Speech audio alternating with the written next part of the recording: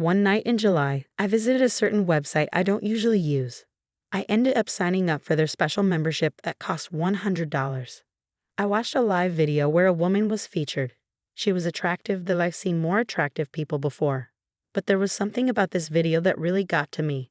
They called the woman Hot Housewife Jenna, but I knew her real name was Kelly. And surprise, surprise, Kelly was my wife. In the video, Kelly was getting close to her partner. He said something like, "Wow, that was fun. I bet your husband can't make you happy like that, can he, Kelly?" Kelly, or Hot Housewife Jenna, smiled back and said, "Oh, that was fun indeed, Mario. But let me tell you, no one makes me feel as good as my husband does. I've been with other guys, but none of them compare to him. You're good too, but he's amazing, so keep trying harder." Then she gave him another smile. Mario, confused by Kelly's statement, asked, "If your husband is so great, why are you cheating on him with me?" Kelly kept smiling and replied, "I didn't plan for it, but I like the excitement. I'm happy you're part of it. I also do it because I can get away with it, and he won't ever know. I truly love my husband a lot, and after spending 3 nights here, I've realized how much better he is than when I get here. It makes me love and appreciate him even more." As I mentioned earlier, I thought spending $100 on that website was worth it because I could see what was going on with my wife without needing expensive spy gear or private investigators. You might be wondering how I ended up on that website, what led to that night when I visited it. It's a good question, and I think the most honest answer is luck, a rare twist of fate that came my way. Not lucky that my wife was with Mario, but lucky because now I knew she was being unfaithful. Kelly and I have been married for a little more than 8 years now. We first met when we were in elementary school. We grew up near a small town in central Illinois. Kelly lived in town, and I lived in the countryside. Her dad owned a big grain elevator, and my dad had the biggest grain farm around. Since our parents did business together, we met, went to school together, and became friends. I won't go into details about our crushes in grade school, our romances in high school, or our time in college. We both dated other people and had relationships. We weren't exclusively committed to each other at first, but deep down, we felt like we should be together. I was her first boyfriend, but we both had other relationships along the way. It wasn't until our 3rd year at the University of Illinois that we decided to only be with each other, and later on, I asked her to marry me. About a year and a half after we got engaged, just a week after we finished college, we got married. We both got degrees in business administration. Life was going well, or so I thought until that important night in July. But let me tell you what happened next. 3 years ago, Kelly's parents retired and moved to Phoenix, Arizona. Kelly, her sister Amber, and her 2 brothers, Tom and Carl, bought a 48% share in their dad Tom Sr.'s grain business. He wanted to keep the majority share for a few years to support their growth. Over time, he sold more shares until they owned the whole business. Amber is married to my friend Walter Swanson, nicknamed Wall-E, who's also a grain farmer. He runs a farm slightly smaller than mine. We live close by and like spending time together. Tom and Carl run the grain business together, with Kelly as the controller managing finances. Amber works at the facility, dealing with customers and grain sales. It's a family business with a few other employees, mostly truck drivers and grain handlers. During busy times like harvest season, they hire some part-time workers too. Let's dive into the unfortunate story of how I found out my wife was involved with another man online and what happened afterward. All 4 of the Gentry kids worked really hard to finalize the deal for buying the grain business from their dad. Even though I wasn't too involved, I knew they had to put in a lot of work to make it happen. They had meetings with banks, the Illinois Department of Agriculture, insurers, and many more. They were all pretty tired after finishing the deal. Luckily, this happened during winter, which is their slowest season. For me, it was after the busy harvest season, so I didn't need Kelly's help on the farm as much as I usually do during my busiest times of the year. While Kelly didn't work on the farm directly, managing 2,200 acres of crops like corn and soybeans kept me really busy during those busy times. I often relied on Kelly to help with errands and other tasks. Since our schedules weren't too crazy, Kelly and her sister Amber decided to take a break and go to a spa for a few days to relax and unwind. They booked a 3-night stay at the spa. When the ladies returned from their spa trip, they felt refreshed and ready to go. They liked the experience so much that they planned to do it again the following July after the busy planting season. they booked another weekend at the spa. During this spa trip, I stumbled upon the online video. Dan Marvel, who worked for the Illinois Department of Agriculture in our county, happened to visit during his routine inspections. Kelly and I had known Dan since college, and when he asked about her, I mentioned that she was at PE Spa. Dan gave me a curious look and mentioned something strange happening at the spa, hinting that I might want to check it out. He said his cousin used to work there and shared some scandalous stories. He hinted at a website connected to pleasures but didn't go into details, suggesting I investigate. That evening, being a fan of browsing online, I decided to explore. I found PE Spa quickly and accessed the live feed. I won't go into detail about what happened that night. It brought me a lot of pain, tears, anger, and a roller coaster of emotions that come with discovering infidelity. I realized it wasn't the first time she cheated because PE Spa had archived videos. I could access videos from their previous visits, including the 2 nights Kelly and Amber were there. With a premium membership, I could download videos for an extra fee. I ended up downloading 8 videos, costing me $160, adding up to $260 in total. I had all the evidence I needed to file for divorce from my wife. I hadn't figured out my plan yet, but I knew I had to start right away. Waiting wasn't an option for me. I had video proof of her being close with other men at least 8 times, with 2 different men named Mario and Steve in the videos I downloaded. I didn't know or care if there were more men involved. 2 was already too much. I made several DVD copies of the videos and hid them in a very secure place. My father had installed a wall safe with a hidden panel in the office bookcase when he built our house. Once the copies were safe, I erased all traces of the spa from my computer and deleted the original files, keeping only the DVD copies. There was no evidence left. Kelly, it's Jack. I know what's been going on at PE Spa, and I have proof. Don't bother coming back home, if you even plan to. This house isn't yours anymore, and soon. I'm not going to be your husband anymore. We're finished. My lawyer will contact you soon to arrange for you to get your things. Kelly didn't see my text until the next morning because she had turned off her phone. Since she didn't reply that night, my phone rang early the next day, showing it was her calling. I decided not to answer. Shortly after, she left a voicemail. Jack, what's going on? I don't understand why you sent those messages. Amber and I are packing and will be home soon. I love you, and we need to talk and figure this out. After letting her calls go to voicemail, I received another text message from Kelly, repeating almost exactly what she said in her voicemail messages. It felt like she was repeating herself, like a broken record. Since I didn't want to talk to her directly, I sent her a brief text to acknowledge that I received her messages but chose not to answer. I wrote, if Mario knows what I'm talking about, have him call me. It's over, Kelly. Later that afternoon, I got another call from Kelly, but I didn't answer. She left a voicemail asking to talk and mentioning she was staying with her sister until we could sort things out. The next day, I went to the bank and got a second safe deposit box in my name only. I put 1 set of DVDs and the original prenuptial agreement in there.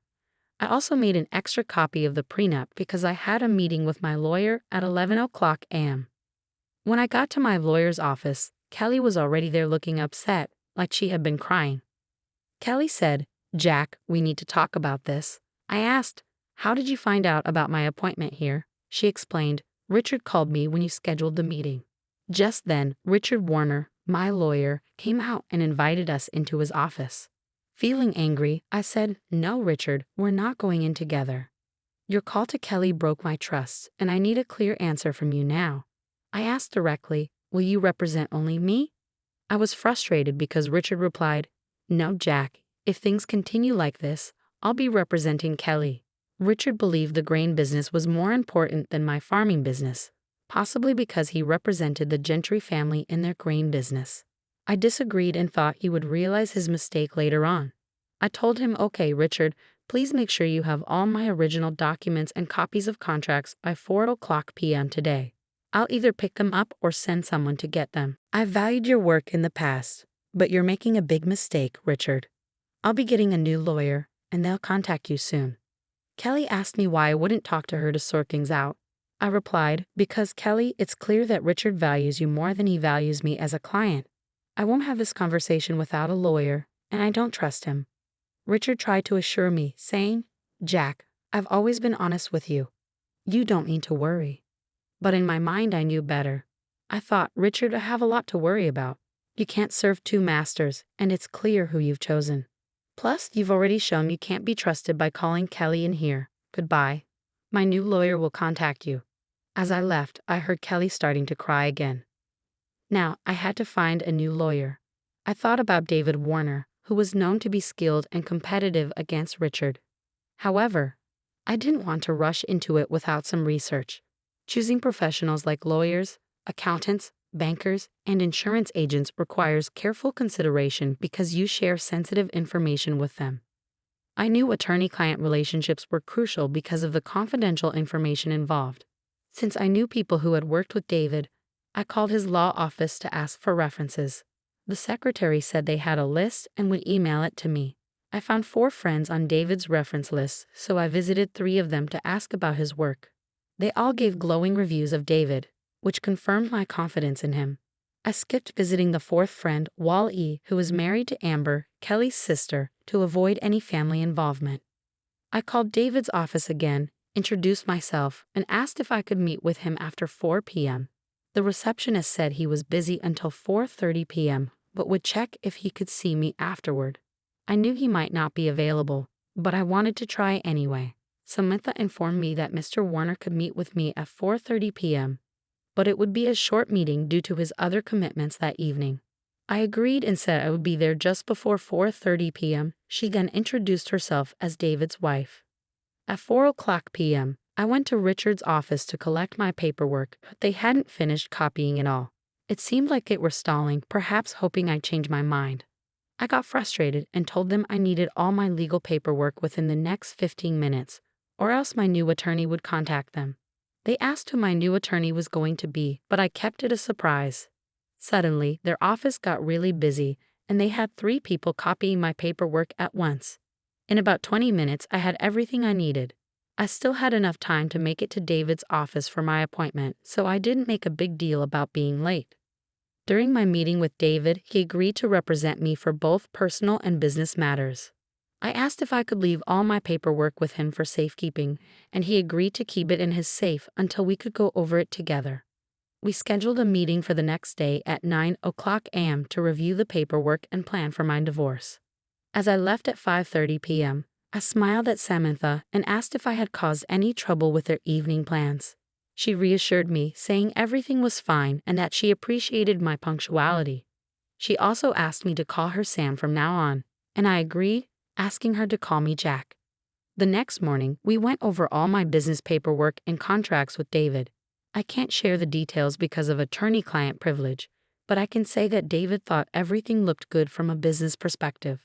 We took a break for lunch, and David and Sam invited me to join them at the local diner. I agreed and met them there after stopping at the bank. We had a nice lunch together, and I found out they were older than me.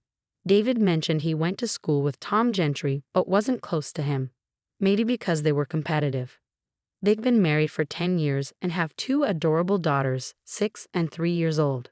Seeing their pictures made me feel good, even though it also reminded me of my past with Kelly. Having lunch with them helped me feel more comfortable with my new lawyer, David. However, it also made me miss having my life partner with me. Seeing David and Sam together reminded me of how things were with Kelly before I found out about her affair, which made me sad. I got a bit emotional, and Sam noticed, showing concern on her face. After lunch, I went to the bank and made sure my assets were secure. I also wrote a $5,000 check to David Warner Law Offices as a retainer for their upcoming work. David hadn't asked for it yet, but I thought it would be a nice gesture. When I returned to the office around 1:30 p.m., Sam told me David was on the phone. She led me to the small conference room where we had been meeting and asked if I wanted anything like coffee, but I declined. She sat next to me and reached out her hand. Jack, David didn't tell me specifics, but I can sense the topic based on your mood at lunch. I noticed your wedding ring, so I assume it's about your wife. If you're okay with it, I'd like to join your meeting this afternoon to support you as we discuss whatever you need to share. It was tough for me to hold back my emotions, so I agreed for Sam to join the meeting.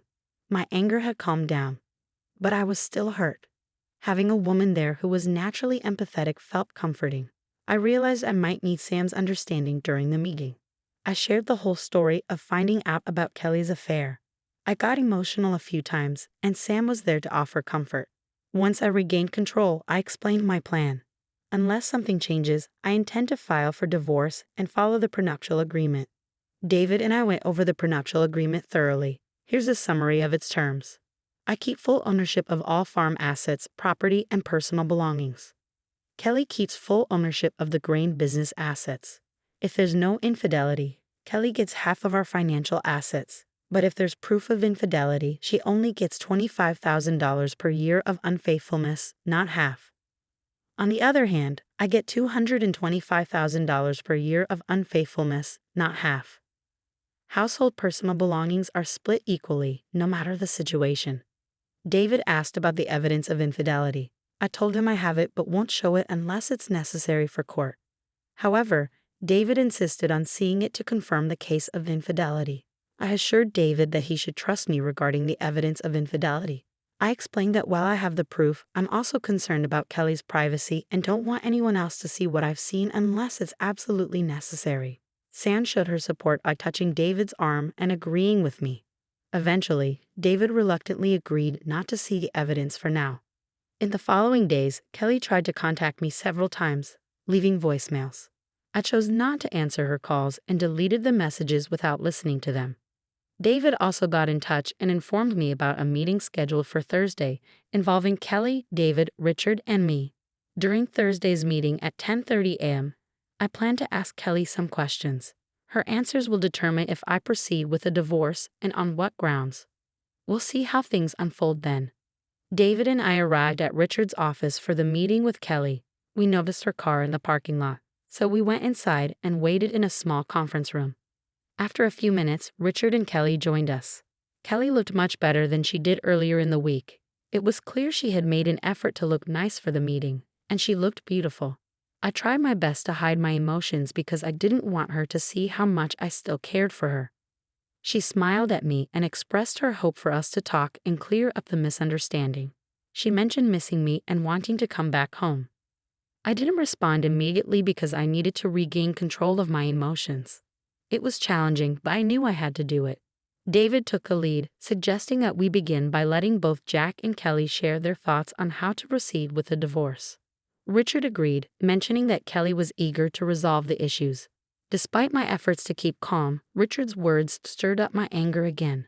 However, this time, I saw it as a useful tool to help me manage my emotions and deal with the hurt and disappointment I felt toward Kelly.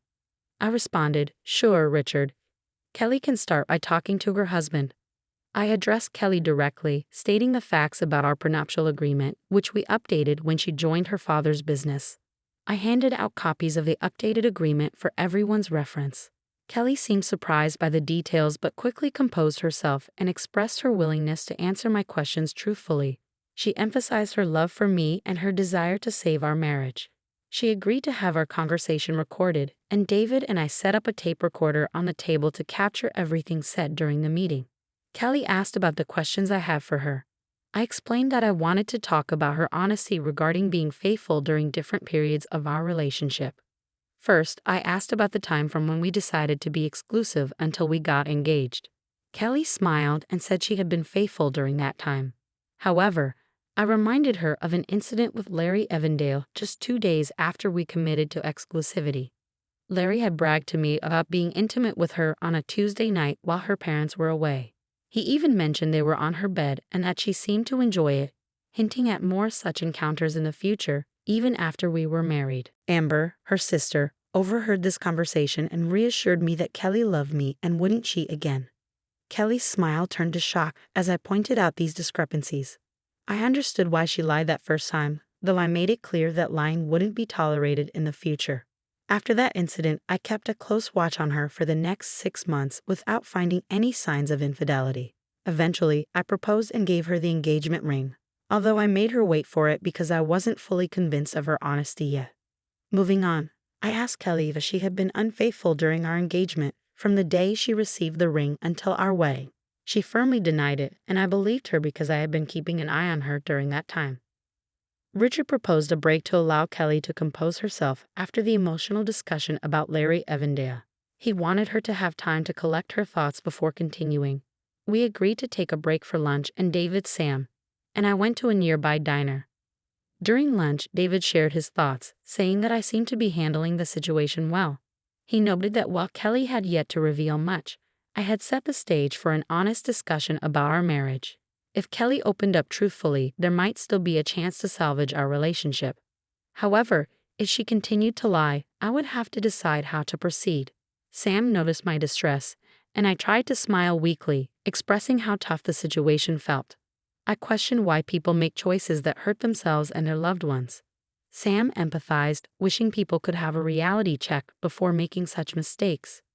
We shared a moment of laughter amidst the seriousness, a reminder of how resilient people can be, finding moments of joy even in tough times. I thanked Sam for the uplift. After lunch, we resumed our meeting with Kelly. I emphasized the need for complete honesty, warning that any lies would end the meeting and our marriage's chance of reconciliation. I asked Kelly the next important question: if she had cheated on me from our wedding day until now. Tears filled her eyes, and I felt a pang of sadness seeing her like this. I needed her to be honest, even if it hurt. I wanted to know if she still cared about our marriage enough to tell the truth, even if it meant facing the consequences. Kelly's response was a confession. She admitted to cheating on me, and her apology was sincere. She asked for forgiveness, and I had to decide if I could forgive her. After getting Kelly's initial confession on tape, I asked David and Richard to step out of the room. I didn't want them to hear the rest of our conversation, which involved more personal and intimate details. They were hesitant, but I insisted on privacy, and Kelly agreed by signaling Richard to leave as well. I turned off the tape recorder to ensure our further discussion wouldn't be recorded. I asked Kelly specific questions about the incident, when it happened, where, with whom, and why. She teared up as she explained that she cheated with a man named Mario during a weekend at PPA. She confessed that it was a mistake, a moment of passion during what had otherwise been a great day with Amber. They had decided to get massages before bed, and that's when she encountered Mario, who was her masseuse. Kelly shared more details about the encounter, describing how she was lying face down on the massage table when Mario started the massage. She admitted to enjoying the massage and not stopping him as his touch felt good. She regretted not putting a stop to it sooner, realizing afterward how far things had gone. Carefully, she pleaded for my forgiveness, expressing her deep regret and wishing she could turn back time. I was taken aback by her confession and the emotional turmoil in her words. Despite the shock, I couldn't help but feel a pang of sympathy for her pain. I replied, "Kelly, this is a lot to process. I need some time to think about everything. Please understand." I felt deeply hurt and angry at Kelly's betrayal, but I didn't let it show. I kept my emotions in check, stood up, and called David and Richard back into the room. I told them firmly, "We're done here." As for the robbery at my house, the detectives found evidence but weren't sure what was taken. Let's find out more about what happened next. After speaking with Kelly and deciding to end our marriage, I walked to the door and turned back to talk to her. I told her, "Kelly, I'm filing for divorce because of your infidelity, as stated in our prenuptial agreement." She looked shocked and pleaded, "But why, Jack? I admitted to cheating, and I'm begging for your forgiveness. Please, I love you so much. Please forgive me." I replied, "Kelly, you lied to me. You didn't care enough about our marriage to be completely honest. Even if you had been truthful, I'm not sure if I could have continued our marriage. But you didn't give us a chance. I gave you a chance to come clean, but you chose to lie. I know you were unfaithful more than once, and I have proof. I warned you to tell the truth, but you didn't care about me or our marriage enough to do that. It's over." As I was leaving, Kelly called out desperately, "Wait, Jack. I'll tell you everything, anything you want to know. Please, don't leave me." I stopped and turned back to face her, feeling a mix of hurt and anger. I firmly responded, "You were warned. You had the opportunity, but you chose to lie. It's over." I walked away as Kelly pleaded, "Please, Jack, don't go." David caught up with me as I reached my car. He asked, "Are you sure about filing for infidelity?" I told David to go ahead and file the divorce based on infidelity. I felt like I had misjudged Kelly all along. When I got home, I grabbed a couple of beers and sat at my desk in the office, thinking about everything. As I sat there, I realized I had left the tape of Kelly's confession behind. I quickly called David to ask if he had picked it up before following me. I called David to ask if he had the tape recording of Kelly's confession. Unfortunately, he had forgotten it in his rush to catch up with me.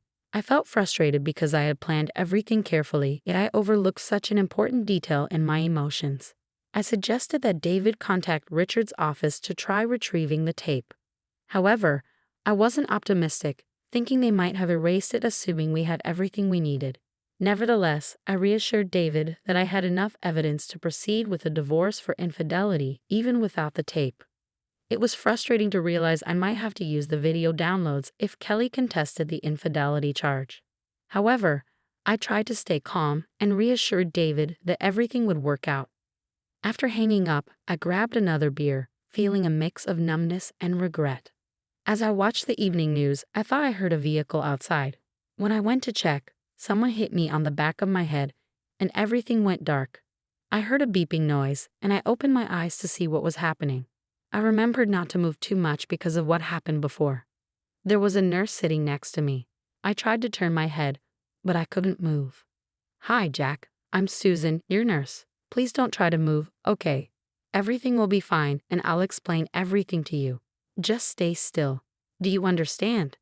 I felt something in my throat, but managed to nod my head a little to show that I understood. "Jack, I need to go tell the doctor that you're awake now. We'll be back soon, okay?" I nodded again to show that I understood. It was starting to make sense to me that I must have gotten hurt and was now in the hospital. But I couldn't remember anything about how it happened. I figured someone would tell me eventually, so I kept my eyes closed until I sensed someone near me. "Mr. Hagen, or Jack," said Dr. Julius. "I'm Dr. Julius. You were hurt badly during a robbery at your home. Now that you're awake, I'm confident you'll get better. But we had to keep you still to avoid more pain from sudden movements. Did you feel a lot of pain when you tried to move yesterday?" I managed a small smile and nodded to show that I did. "I'm sorry we didn't prevent that pain earlier. Let's remove the restraints now, Nurse Johnson," Dr. Julius said. "But Mr. Hagen, please don't try moving on your own yet, okay?" I nodded and pointed to the tube in my throat. "Yes, we'll take out the ventilator now," Nurse Johnson confirmed. They removed the restraints and the tube, which hurt my throat a lot. At first, I couldn't talk, but after a while, I was given some water, and my voice came back, although it was rough and sore, so I spoke softly. "Can someone please tell me what happened to me?" Dr. Julius explained. "Jack, it's 7 a.m., and you've just woken up and had the ventilator removed. Your throat will be sore for a bit, and for now, we want you to rest. Nurse Johnson will stay with you, and once you're feeling better, we'll let the police know you're ready to talk. They'll fill you in on what happened." He added, "From a medical standpoint, you have some injuries. The paramedics got to you in time and managed to help with your lung. To be clear, you were physically attacked. We'll keep a close eye on you for a few more days, and then you should be able to leave the hospital, as we discussed." I had the rest of the day to recuperate, with Nurse Johnson staying close by the whole time. By late afternoon, I could sit up with some help and use the restroom. Susan, Nurse Johnson, and I had a chance to talk, and I found out that she was a schoolmate of mine from a few years back. She used to go by Susan Fisk, but she married Chad Johnson and now has a 3-year-old daughter named Emily. Interestingly, Chad had also been unfaithful, leading to their divorce, much like what happened with Kelly and me. I opened up to Susan about everything that was going on with Kelly, and she was really understanding. The next morning, I was visited bright and early by 2 police detectives, Harold Robbins and Josh Carter. Before they could start asking too many questions, I asked them to give me an overview of what happened. Detective Robbins explained, "It looks like there was a robbery at your place that ended with you getting attacked. We found a 2X4 on the porch with your hair and blood on it." Detective Robbins explained further, "There were no fingerprints on the 2X4, so we believe the person who used it was wearing gloves. Your house's door didn't show signs of forced entry because you came out onto the porch, and the door was already open," he elaborated. "During our search inside, we found that several pictures had been removed from the walls. We also discovered an empty strongbox in a desk drawer and noticed that all 5 file cabinets in the office had been rummaged through. In the bedrooms, drawers and closets had been searched, and there were empty spots in a jewelry box in the master bedroom. While it's clear there was a robbery, we're not sure exactly what was taken." Detective Carter added, Once you're back home and feeling up to it, you'll need to take stock of things and figure out what's missing. The doctor said it might be another 3 or 4 days before you can leave here. When that happens, we'll go over everything with you, and you can help us update our reports." At this point, Detective Robbins signaled that it was time to ask some questions. "I'm sorry to hear that," Detective Robbins replied sympathetically. "We'll do our best to gather all the evidence we can to help with the investigation." Now let's talk about your wife's whereabouts during the incident. I explained to the detective that my wife and I were separated and in the process of divorcing, so I honestly didn't know where she was at the time of the attack. The detective then asked about the progress of our divorce proceedings and whether there was a lot of conflict between us. "It's not going smoothly," I admitted. "She's contesting the grounds I plan to file for." Detective Robbins pressed on, asking about the grounds for the divorce. I mentioned that I intended to file based on her infidelity, which would significantly impact her settlement, and she was disputing this. The detective noted that this gave her a possible motive for the robbery and attack. Detective Robbins nodded understandingly at my disbelief regarding my wife's involvement and assured me that they would thoroughly investigate all angles. He then inquired about other possible motives for harm, asking if I had any disputes with neighbors, friends, family, or anyone else who might have a reason to harm me.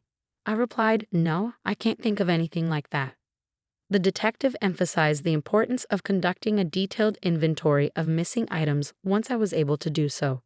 He asked about cash in the house, particularly in the strongbox, and if there were any valuable items like jewelry or expensive artworks. I disclosed, yes, there was some cash in the strongbox, probably around $8,000. I usually keep about $100 in cash on hand, but I've used some recently. As for valuables, there were a few nice pieces of jewelry, none worth over $1,000. I can't think of anything else of significant value right now. I chose not to mention the hidden safe behind the bookcase at this point, as the detective hadn't brought it up, and I was confident no one had discovered it. I wanted to keep that information private for now.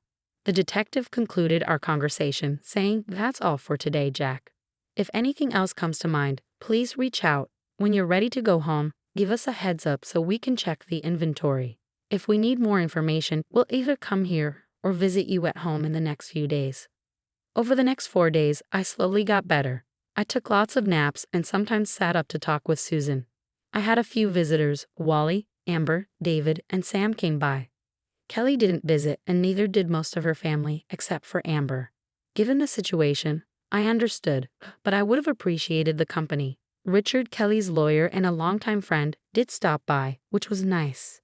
Everyone sympathized with my injury and wished me a speedy recovery.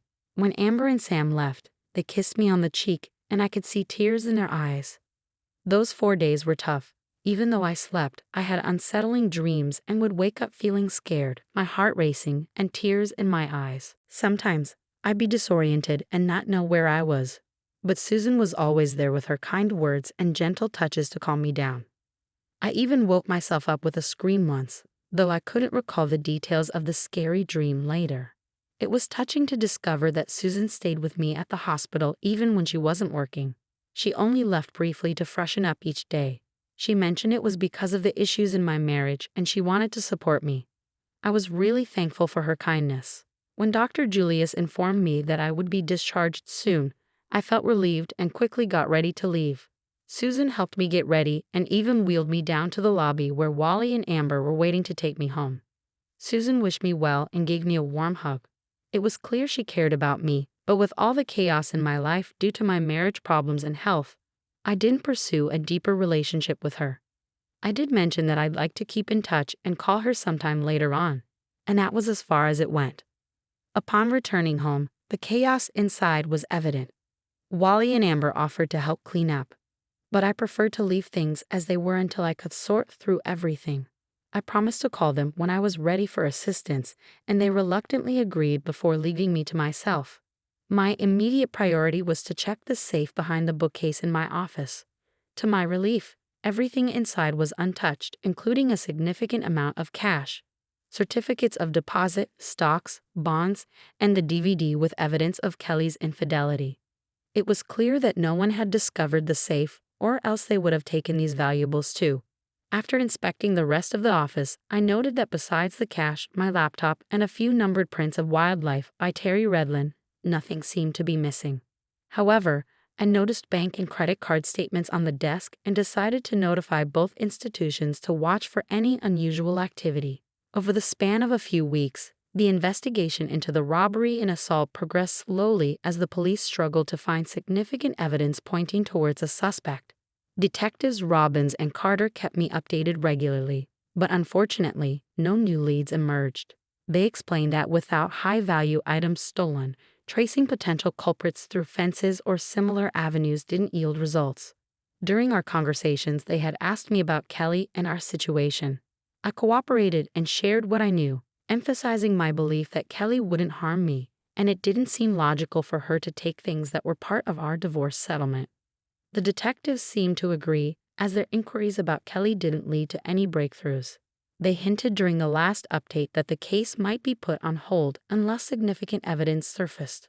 I took precautionary measures by opening new bank accounts and ordering new checks, concerned that my old accounts might have been compromised. Thankfully, I could track all activity on my old accounts, but having new ones gave me added peace of mind. I'd also invested in a new laptop and reorganized my office, returning to my work routine. While going through some overdue bills, I came across an invoice from Red SS Incorporated. It suddenly dawned on me that Red SS stood for Remote Electronic Data Storage Solutions. This service provided video surveillance of my property, covering areas like the house, grain bins, and machine shed. Each night, the footage was sent to the computer in my grain office for backup. Red SS stored this data for me, and I paid a monthly fee based on the amount of data stored. Normally, I delete old data each month to manage costs, but I hadn't done so since the robbery occurred. I acted quickly and accessed Red SS's website to retrieve the video footage from the day of the robbery. After downloading the entire day's footage onto my laptop, I began reviewing it, hoping to find clear evidence that could identify the culprits who had attacked me. My intention was to create a copy on a DVD and provide it to Detectives Robbins and Carter to aid in their investigation. Unfortunately, as I went through the footage, I realized there was no valuable information that could help the detectives. This led me to doubt whether they would be able to solve the case. With my bills taken care of, I started planning my next steps in life. I decided to reach out to an old college friend who worked at Cargill, a major grain merchandiser in the U.S. Thanks to this connection, I arranged a meeting with key decision-makers in the acquisition department. It was a powerful reminder of how personal connections can open doors and lead to opportunities. After about 2 weeks, I finalized my plans with Cargill. I also went on a short trip to Las Vegas. I flew to Phoenix for some business and then returned home to start my plans.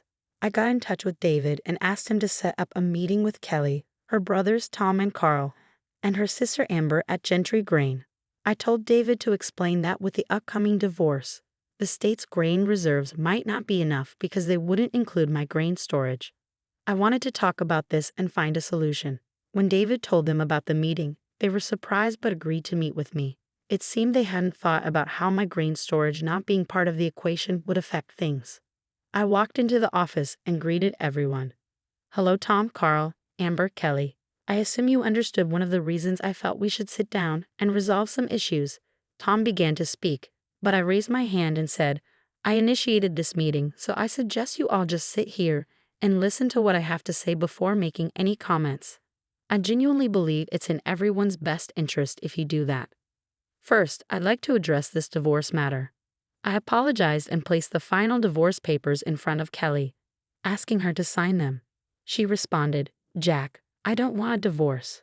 Whatever you think I did isn't worth throwing away all the good years we've had. I wish you could forgive me and work through our problems." I replied, "I certainly don't want to do this here in front of my brothers and sister. Kelly, we need to wrap this up. Our marriage doesn't have a future, and the sooner you sign these papers, the sooner we can both move forward," I asserted. Kelly blushed and replied, "Well, if you're set on divorcing me, I'll contest the infidelity issue. It's the least you can do for me." I anticipated her response and was ready. "If you push the infidelity issue, Kelly, I'll have to use this DVD as evidence in court." I placed a copy of the DVD on the table alongside the divorce papers. Just so you know, it contains footage of all 8 times you cheated on me at the spa." Amber's face turned red, and she looked at Kelly with disbelief and disappointment, expressing her shock at Kelly's actions toward me. I interjected, confirming that Kelly had indeed avoided Mario and Steven, and I stressed that I had 8 videos of her avoiding them, which I believed would resolve the infidelity issue. I gave her an ultimatum to sign the divorce papers or face legal action, making it clear that I was no longer willing to play games. Tom and Carl seemed shocked by the revelation, and Amber was quietly crying. Eventually, Kelly signed the papers, and I left her a copy while keeping the rest in my briefcase. She looked numb, with tears in her eyes, clearly stunned by the evidence of her infidelity. Turning to the grain matter, I addressed the group, acknowledging their surprise and assuring them I'd keep it brief. I explained that due to the divorce, they would lose the value of my stored grain from their reserves, violating their grain license and loan agreements. On a positive note, I shared that I had bought their father's 52% share in the business. I highlighted that their agreement with him didn't have a first right of refusal clause, which made the purchase straightforward. He understood the company's need for my investment and was aware of the evidence I had regarding Kelly's infidelity, which influenced his decision. As a result, I became the majority owner of Gentry Grain Incorporated, with each of them holding a 12% stake, making them minority owners with a 48% share. I then mentioned that I had arranged to sell my controlling interest in Gentry Grain to Cargill, a company interested in successful grain operations like ours. I offered them the option to sell their shares at the same price I negotiated, which I believed was favorable. However, I explained that the downside was that their company was now owned by someone else, and the new owners would evaluate staff contributions to the company. I explained the positive aspect that, as part of our agreement, they all had job security guarantee for a year. I encouraged them to show their value during that time. Additionally, I shared that I had sold both my farm and Wally's farm to Cargill. Wally would manage these farms under a long-term contract due to his excellent work. Their shock turned to a mix of anger and confusion. Tom, as the eldest and unofficial leader, expressed his concerns first. "What have you done, Jack? You've damaged our family business because of my sister's actions. What kind of person are you? How did you persuade our father to sell you his shares? What did you say to him?" "I'll clarify, Tom," I replied firmly. "Your father sold me his shares to protect you, Carl, and Kelly from legal issues. Instead of questioning my character, consider what kind of people your siblings are." I placed another DVD on the table. "This video explains everything. It shows your pickup truck in my yard the night of the assault. It clearly captures you and Carl attacking me and taking my belongings. You're lucky I handled this myself instead of involving the police." Kelly spoke up, expressing her disappointment. I responded, explaining how I felt about our situation. I talked about feeling betrayed by her family and her, despite our friendship. I confronted Kelly about her deceitfulness, reminding her of her promise to be faithful but then sleeping with Larry Evandale. I accused her of being unfaithful and disrespecting our marriage by being involved with other men, which I witnessed on the video. I also brought up how she almost killed me during the attack, making her a terrible friend in my eyes. Kelly fainted, and her siblings rushed to help her. When she woke up, I revealed that her father sold me his shares to prevent legal trouble for all of them. I mentioned that he wasn't proud of his children except for Amber, and she would hear about it later. I reiterated that I believed I wasted a lot of time on her, but wouldn't waste any more of my future. I wished her well and left the room, concluding our negotiations. I felt ready to move forward and focus on my future.